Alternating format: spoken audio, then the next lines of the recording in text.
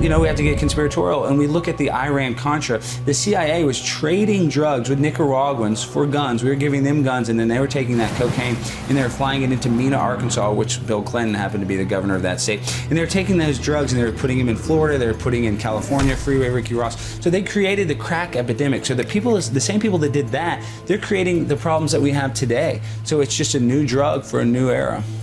I mean, I grew up in a world where, and speaking for myself, I actually believed that conspiracy theories were the way that dumb, uninformed people explained a complex world. Yeah. If you couldn't understand what was actually happening, you resorted to a conspiracy theory, and that was a mark of a low IQ. Of course. I'm here to warn people. You keep telling me to shut up. This isn't a game.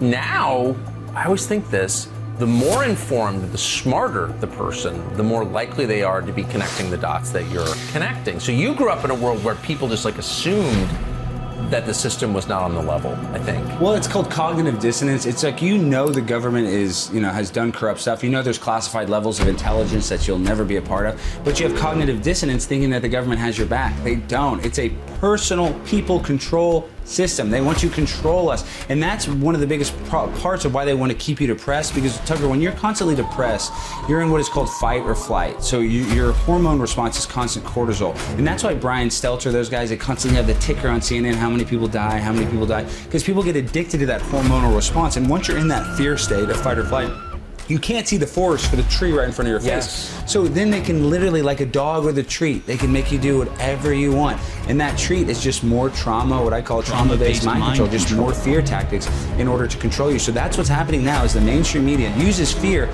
to control us, and that's the same mechanism that the government uses. I couldn't agree more.